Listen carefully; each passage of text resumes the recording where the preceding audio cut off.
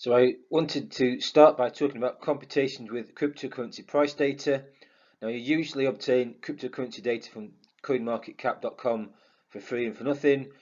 There is often quite a lot of stock price data available again for free or for nothing from Yahoo Finance if instead you just wanted to look at stock price data rather than cryptocurrency price data. Now you usually tend to focus on the log returns calculated from each day's closing price or the adjusted closing price, so you only need a subset of the available data. Now there's an example using Bitcoin prices shown on Canvas. So we've got the raw Excel file bitcoindata.xlsx, so this is the data that I actually downloaded, and the abridged.txt version bitcoindata.txt that I actually read into R. So similar to all the examples we've seen before in this course, I'd recommend that you read the data in from the .txt file using the command read.table. Now there's a certain subtlety here that if you're using data from coinmarketcap.com, in order to do this you might need to get rid of any commas in the .txt file, and you need to do this using the edit replace function. So it's nice and simple, it's just a bit fiddly. And just to sort of recap here, that not everything is necessarily as nice and easy as you might imagine. If for instance you directly copy the log returns from e.g. Excel into R, source of rounding error. So I wanted to go through an example here using Bitcoin data. So as you've seen before, you're reading the data using this read.table command, and how I've done this here is save this to my USB drive to make this file path as short as possible. It might be different when you do this on your computer. Now the second R command is just giving you a count of how many columns are in the downloaded data set. So if you type in ncol Bitcoin data, you should get 4, telling you there's 4 columns. The price then has to be identified as the last fourth column, and this is what's happening here. So this is price goes to the fourth column of Bitcoin data. This is a sort of similar usage of the subsetting commands that you have seen before in the last lecture, and you need the data to be in chronological order, so time order from oldest to newest. Now you may have to reverse the data if it isn't already in this format, and in R the command to do this is rev. So I think when I was doing this, at this point I had to put in price goes to rev of price, just to make sure that R knows that the data is in chronological order from oldest to newest.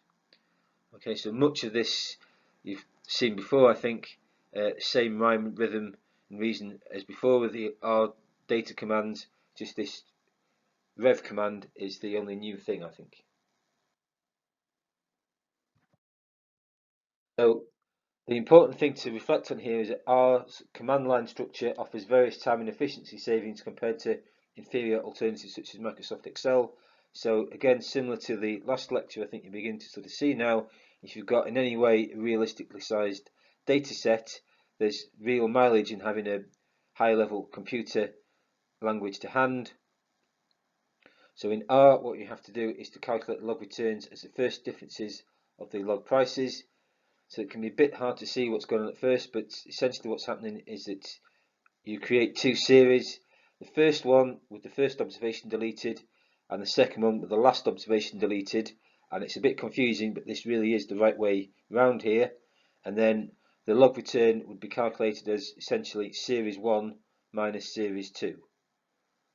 Okay, so that is the easiest way to calculate the log return. I will give you an R function that solves this as well.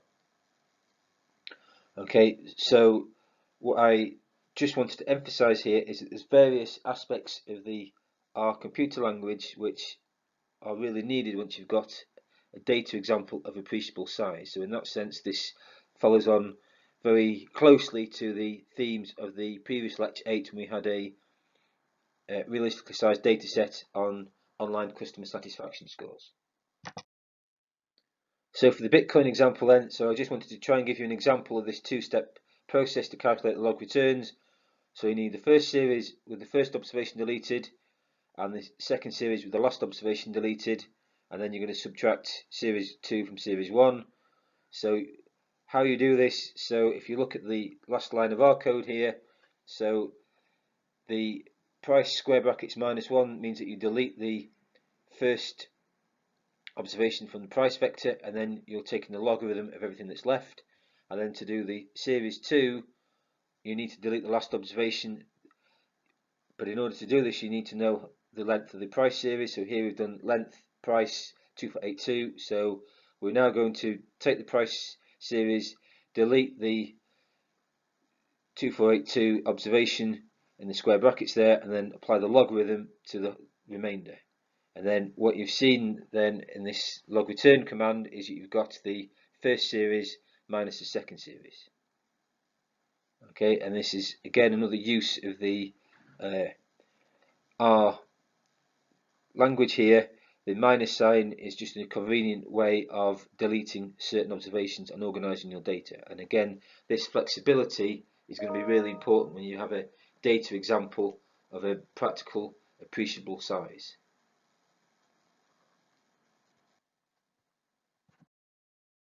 So what I've tried to do here is just give you this R function to calculate the log return. So this is how I do it. So in financial econometric work in R over a number of years, I've personally found the following function helpful to calculate log returns based on the price series X listed in chronological order from oldest to newest. So the idea would be that you could copy this code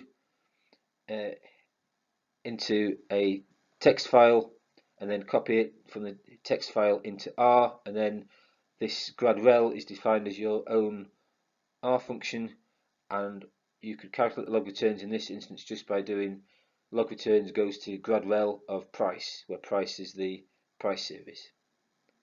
Okay, so this is how I would do this. It hopefully gives you an indication of how the professionals would use R, and again this just hints on some of the flexibility of the R software here. You can write your own functions and you can do everything from the command line. So this gets progressively more important as your data gets fiddlier and the size of your data sets increases. Okay, and then what I was trying to show you here is that as the data gets more complex, it becomes more and more important to have access to a higher level computer language.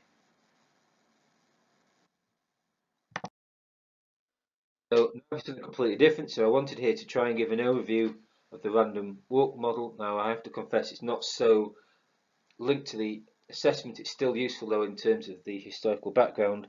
And frankly, I just couldn't resist as I really found this personally interesting. And this is essentially really how I got interested in finance in the first place. So in terms of the random walk model then, so I think this is a sort of simplest possible financial model that can give you reasonable answers. That's why it's interesting, and though it's often not discussed like this, the random walk model does have links with both the efficient markets hypothesis and to corporate finance. So there is quite a large financial backstory here, although that's very often not explicitly considered. Now I think this is interesting to discuss the random walk model because finance is inherently quantitative, and I think the deeper you go, the more quantitative it is. Also, what is important here is the random walk model is a lens through which we can see how any market prices really behave. So it's not that you think the random walk model necessarily gives you a good description of how financial market prices behave. It's just that how financial market prices deviate from the random walk model then tells you how these things work in practice. So this material is non-examinable, but I just wanted to sort of say a little bit about the random walk model as background here. So mathematically, a random walk is defined as the sum of independent identically distributed random variables, and potential source for confusion is that these are not necessarily constrained to be normally distributed.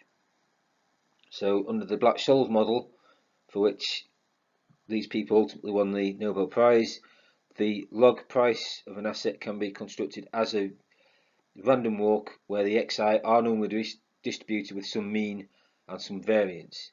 Now, one of the reasons it's important to express it like this is that one of the key failures of this classical Black-Scholes model is that it assumes that the percentage price changes, the log returns, are normally distributed. Now, if they're normally distributed, there's a low probability of extreme events occurring, and this can be shown to be a key failing with these classical mathematical finance models. And one relatively simple way of trying to fix this Black-Scholes model is to stick with a random walk structure, but have a random variable instead that's not normally distributed but has a higher probability of extreme events occurring. And this is an idea that does have some relevance for extreme markets like. So as for the background to the random walk model then, so the random walk model has a rich history and hints at close links between physics and finance, which is where my particular interest in finance originated, and there's a very interesting popular science book here written by Weatherall, published in 2013. So the random walk model was originally used as an options pricing model by Bichelier in 1900, and this predates Einstein's work on boundary motion by 5 years. So lots of people have heard of Einstein, not so many people have heard of Bichelier, and the serious point here is that there's an intellectual provenance to the subject.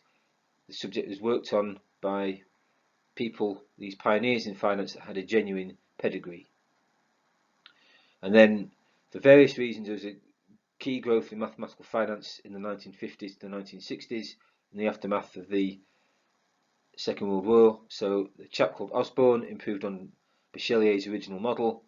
Other important contributions were made by Mandelbrot and Thorpe, and the first test of the random walk model and the efficient markets hypothesis were made by Farmer. So Farmer's a very famous finance person. Mandelbrot, a very famous scientist. Thorpe, famed for inventing a formula for which others ultimately won the Nobel Prize, but gave it all up to form his own hedge fund. So some additional historical background then. So in 1973, the 7 options pricing papers were published by Black and Scholes and by Merton, and this corresponded with the establishment of the Chicago Board Options Exchange. Now, Black unfortunately died, but Scholes and Merton were awarded the Nobel Prize in Economics. Also, around the similar sort of time, in the 1970s, physics research funding was dramatically cut in the aftermath of the space race, and this period coincided with the increased use of quantitative computer-driven models in financial industries. So what you've got is very highly trained, highly quantitative people no longer gainfully employed in their previous work in space. So around the same period, finance becomes increasingly quantitative and will probably continue to do so, more computational as well. In the 1980s onwards have been developments in time series econometrics such as Arch-Garch, which we will cover in the next lecture. This was in response to the empirical failings of the random walk model. So again, although the random walk model is imperfect, its imperfections do actually point to how real markets actually behave. And then key developments in the 1990s onwards have included computer power, data availability, and increased use of computers all along the way.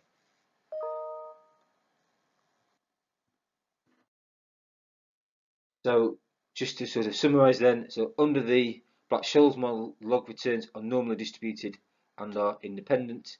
Neither of these things typically apply to real log returns that you see in genuine financial markets. There is, however, a sort of mark of its interpretation here. So the mean of the log returns provides a measure of the rate of return on investment, and that can be quite a useful way of looking at the world. The variance of the log returns provides a measure of the rate of risk associated with an investment, and I've had dissertation students that have analysed price data based on this idea that you can measure the rate of return and the rate of risk in this way. And then just to sort of recap, if you wanted to read these off for the Bitcoin data that we've got to hand, for the daily Bitcoin log returns discussed earlier, the mean is given by that thing there, 0.001716242, and the variance of the log returns is 0.001801658. So note here that the variance is quite high, reflecting an inherently risky market, and as you'll have seen before, the R commands you need to calculate these are mean and var. which will calculate the mean and the variance respectively.